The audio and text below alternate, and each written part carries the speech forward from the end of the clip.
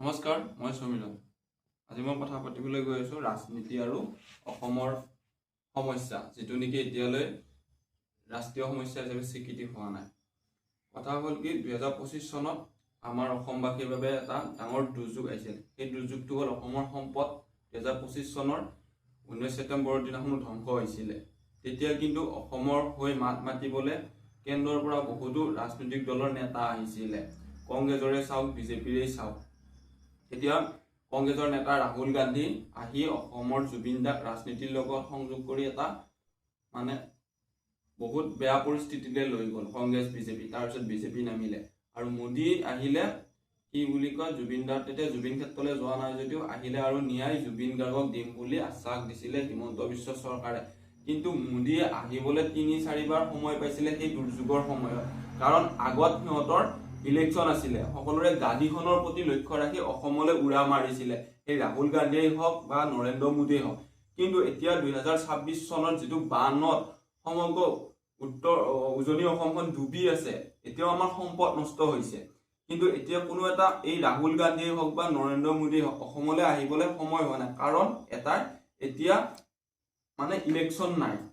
যদি ইলেকশ্যন থাকিলে অসমৰ মানুহ টুপি পিন্ধা বোলে সিহঁত আহিলে হয়, কংগ্ৰেছে হওক বিজেপিয়ে হওক। আৰু নৰেন্দ্ৰ মোদী যেতিয়া অসমলৈ আহে, অসমীয়া মানুহে বিশেষকে ৰাজনৈতিক কি বুলি কয়, মিটিং চিটিঙত আমি দেখো মাইকী মানুহৰ সংখ্যা বেছি।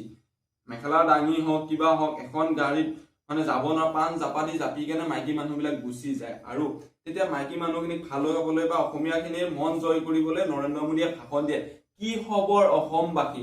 এতিয়া এই নৰেন্দ্ৰ মোদী অনুৰাগী বা যিখিনি নেকি চৰকাৰৰ অনুৰাগী, চৰকাৰৰ বিপক্ষে মই ক'ব জানে, কিন্তু অনুৰাগীখিনিয়ে নিজে লাজ পাব লাগিছিলে। তেওঁলোকৰ ইমান বিশ্বগুৰু অৰ্থাৎ অসমীয়াৰ দুখ কষ্ট বুজি পোৱা নেতাসকল যে এতিয়া যে অহা নাই, কিয় অহা নাই? এই যন্তৰ মন্তৰত প্ৰতিবাদ হোৱাতে ব্যস্ত। যিখিনি নেকি ছাত্ৰ ছাত্ৰীক অত্যাচাৰ কৰা বা প্ৰহাৰ কৰাত ব্যস্ত, সেই নিজৰ সমস্যাটো নিজৰ গাদীখন ৰক্ষা কৰাতে দিল্লীতে ব্যস্ত। অসমত কোন মৰিছে কি মৰিছে সেইটোত গুৰুত্ব নাই, কাৰণ ইলেকশ্যন নাই। নিজে এই চৰকাৰৰ অন্ধভক্তখিনিও এতিয়া লাজ পাব লাগিছিলে। এতিয়া অসমখনৰ এটাই চলি আছে, জুবিন দাৰ অনুপ্ৰেৰণাৰে অনুপ্ৰাণিত হৈ শদিয়াৰ পৰা ধুবুৰীলৈ সকলো অসমীয়া ৰাইজে অসমীয়া হৈ ওলাই আহিছে। এইটো বহুত ডাঙৰ আদৰ্শ। কিন্তু জুবিন গাৰ্গক মৰ্যাদা দিব নাজানিলে বৰ্তমান শাসনত থকা চৰকাৰখনে, আৰু যিখন শাসনত আহিব নোৱাৰিলে কংগ্ৰেছ চৰকাৰ, সেইখনতো একদম কবলৈ ভাষা নাই। সেইখন আৰু কেৱল নিজৰ স্বাৰ্থত জুবিন গাৰ্গক ব্যৱহাৰ কৰিছিলে ইলেকশ্যনৰ পূৰ্বে। কিন্তু এই সময়ত কিন্তু আমাৰ কাষত কোনো এটা ৰাজনৈতিক দল